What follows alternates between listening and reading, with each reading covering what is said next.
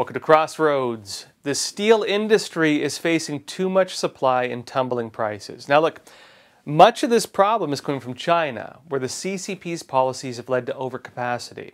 And facing this problem, the United States has placed tariffs on Chinese goods, including steel and aluminum, which the Chinese Communist Party has in turn tried to get around by using Mexico as a waypoint into the U.S. market. But the U.S. is now looking to close this loophole that the Chinese Communist Party is using on steel. In fact, last month, U.S. President Biden and Mexican President López Obrador announced in a joint statement that they are taking key measures to protect the North American steel and aluminum markets from unfair trade practices. Now look, these key measures include improving the transparency of the origin of its imports, with Mexico requiring importers to provide more information about the country of origin of steel products. And not only that, the United States will implement melt and pour and smelt and cast requirements, respectively, for certain steel and aluminum imports from Mexico in order for those steel and aluminum imports to enter the United States tariff-free. Now, there's a bit more on this from the Epoch Times. They say that estimates suggest that 3.8 million tons of steel arrived in the United States from Mexico in 2023.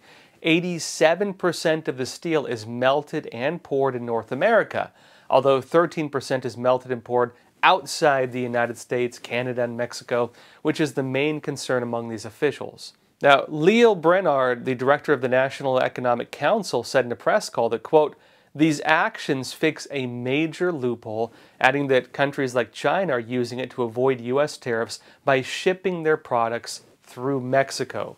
And added, quote, "China is simply too big to play by its own rules." Now, you might remember why President Biden put tariffs on Chinese steel in the first place, and this goes back to May 14th. White House said in a statement that President Biden says, "American workers and businesses can outcompete anyone as long as they have fair competition. But for too long, China's government has used unfair, non-market practices," and notes that China's forced technology transfer, meaning they steal our intellectual property and also intellectual property theft, have contributed to its control of 70, 80, and even 90% of global production for the critical inputs necessary for our technologies, infrastructure, energy, and healthcare, creating unacceptable risks to American supply chains and economic security.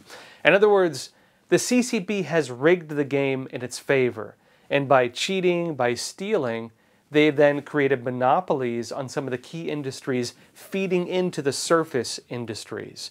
The CCP got there using theft, essentially, and after doing so, then undercut all the competition, put a lot of them out of business, and now they control that. The U.S. and other countries are now pushing back on this. Notably, a lot of this also started under Trump, where he was talking about American steel, right? This is now continued. The White House adds that furthermore, these same non-market policies and practices contribute to China's growing overcapacity and export surges that threaten to significantly harm American workers, businesses, and communities. Further, when they state to encourage China to eliminate its unfair trade practices regarding technology transfer. In other words, they steal it, they reverse engineer it or whatever else, and then build it domestically. Also, intellectual property and innovation. They say the President, Biden, is directing increases in tariffs across strategic sectors such as steel and aluminum, semiconductors, electric vehicles, batteries, critical minerals, solar cells, ship-to-shore cranes, and medical products.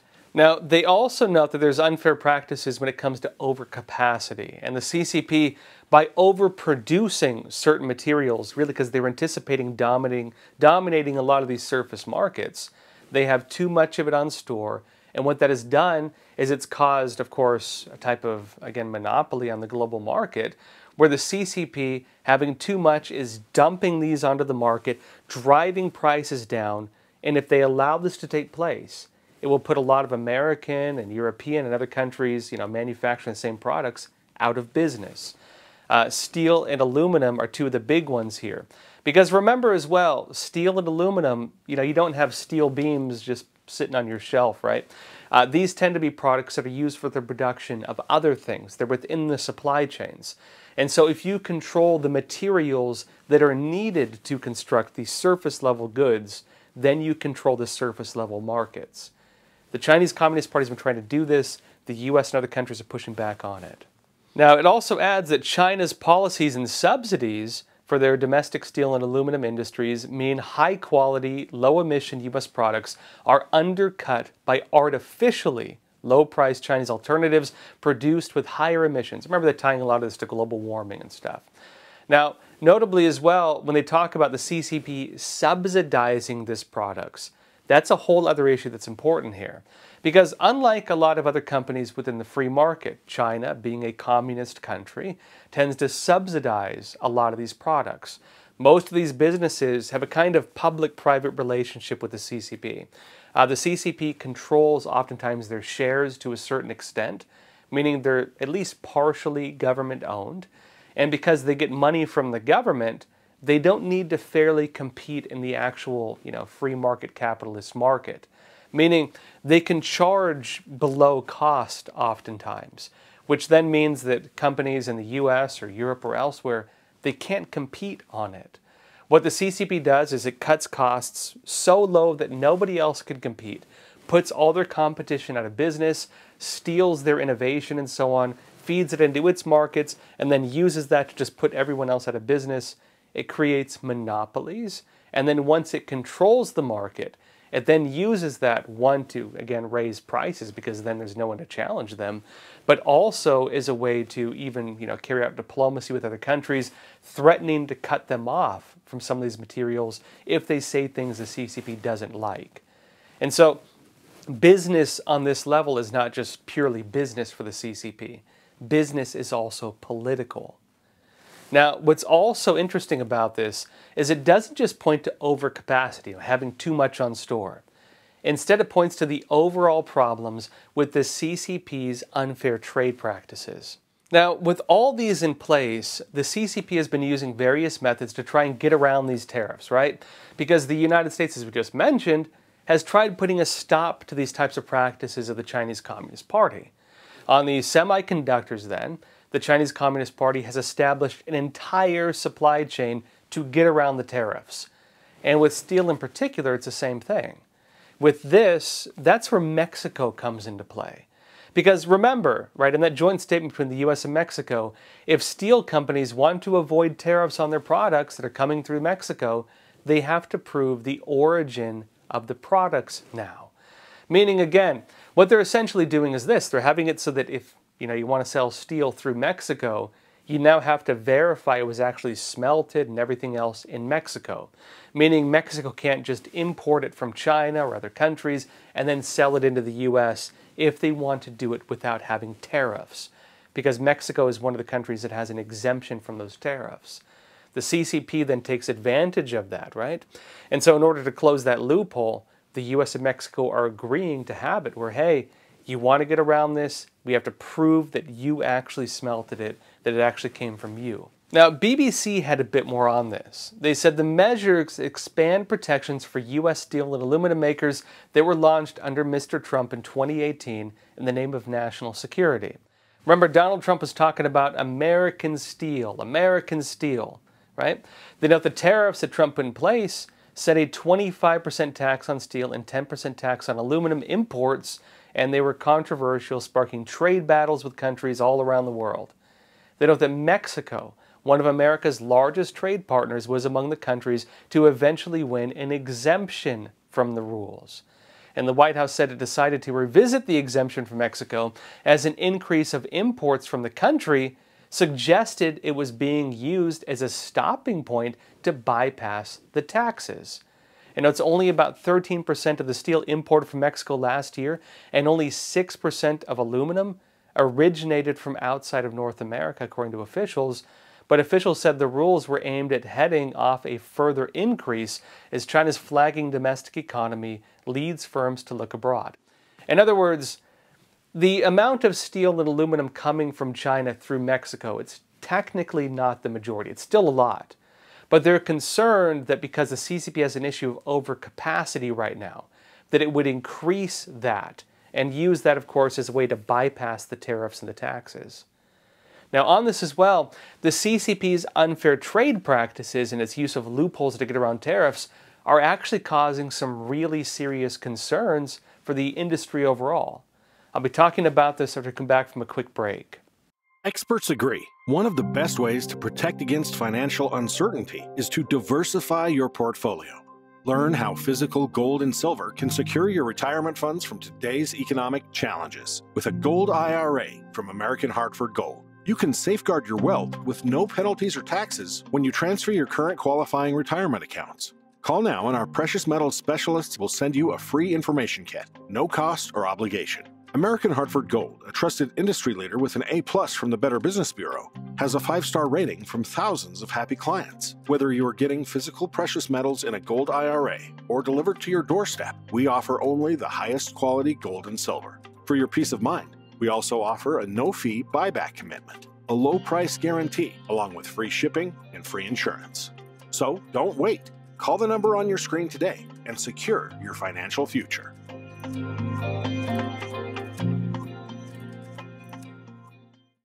Welcome back. The Chinese Communist Party is breaking the steel industry. Now, this is through its unfair trade practices and its policies that have led to overcapacity. They made too much of it. And facing this problem, well, the United States has placed tariffs on steel and aluminum that the Chinese Communist Party is in turn trying to get around by trying to use Mexico as a waypoint into the U.S. market because Mexico was given an exemption on this. And the U.S. was revisiting that exemption, meaning they might take it away unless Mexico takes actions to stop that from happening. Now, the CCP's unfair trade practices and its use of loopholes to get around tariffs are actually causing some really serious issues for the market. Reuters said this. They said the price of iron ore has dropped for a 6th consecutive week as China's steel sector continues to struggle and port inventories of the raw materials stop rising. They note that it appears that steel mills and traders have taken advantage of the declining trend in iron ore prices to restore inventories, but now that they are at a relatively high levels, the question is whether there is any appetite to continue adding to them. Now here's a bit more. Business Standard said this. They say steel producers in the United States and Europe are being squeezed between a fresh wave of cheap imports and anemic demand that's pushing prices lower. So in other words, you have a lot of supply and not a lot of demand. And what does that mean? It means prices fall through the floor. And what happens when prices fall through the floor? Companies go out of business. So what do? Well, the Chinese Communist Party's businesses don't need to make a profit. They're state subsidized. They don't need to make money. They can put all their competition out of business, and it's good for them in the long run because once prices go up, they then dominate the entire market. So to protect American businesses from going out of business, they then have to stop the CCP from dumping these products. Now they note as well, the company cut its forecast for apparent consumption of steel outside of China, a key barometer of the world economy. And it really is a barometer of the world economy because remember, steel, again, it's used for, again, building buildings, for building cars, for building all kinds of things.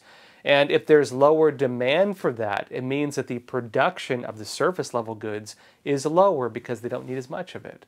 This shows to an extent the state of the entire global market, in other words. Now, they also note that China's excess production relative to demand is resulting in very low domestic steel spreads and aggressive exports. Steel prices in both Europe and US are below the marginal cost. Now, it should also be noted that on the side of the Chinese Communist Party, this is not a sign of power. It's not that their steel industries are necessarily doing well, right? When they're trying to dump onto our markets and so on. This is a sign of trouble in their industries as well, right? This not only ties again to their fading real estate industry, which uses steel, which also again needs that for construction. It ties in with the problem of overcapacity and the ripple effect that's now having through the metals industry. That includes nickel and copper and many others. The steel issue is just one of many within the entire metals industry. And remember, if the entire metals industry is having this problem, that means that the surface production is having problems as well.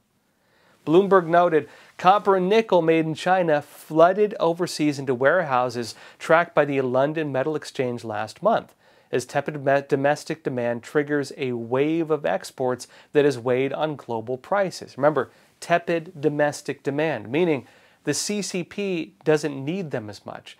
Businesses within China don't need them as much. And what does it tell you?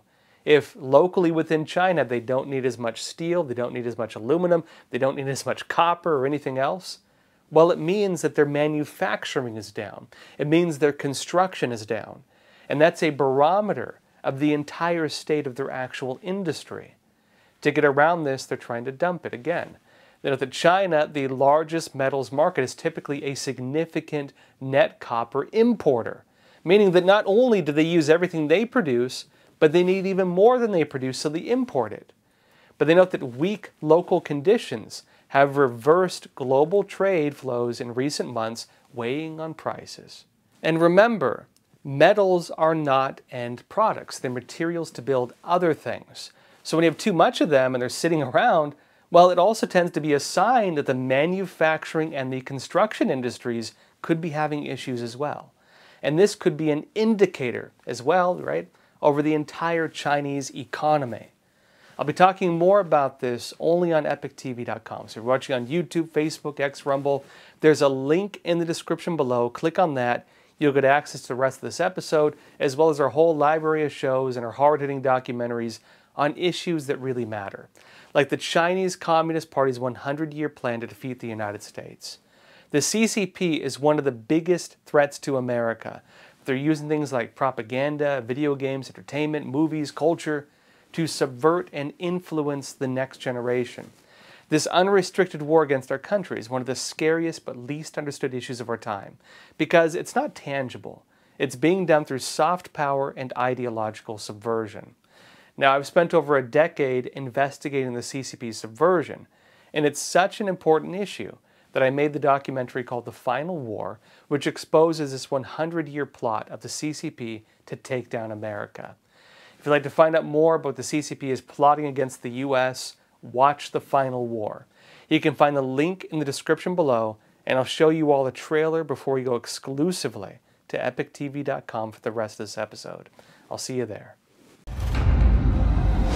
The greatest threat facing the United States is the CCP. The Epoch Times investigation team had studied the CCP for years, but what we uncovered was yielding evidence beyond our imagination. With Chairman Mao, with the Prime Minister, our talks have been characterized by frankness. The Clinton administration said, oh, don't worry about it. This will be a poison pill for China. China's strategic goal is to make sure that the U.S. has 4 enemies, and one of them must be a terrorist group. We are giving of our life's blood so that the Chinese Communist Party can survive and thrive.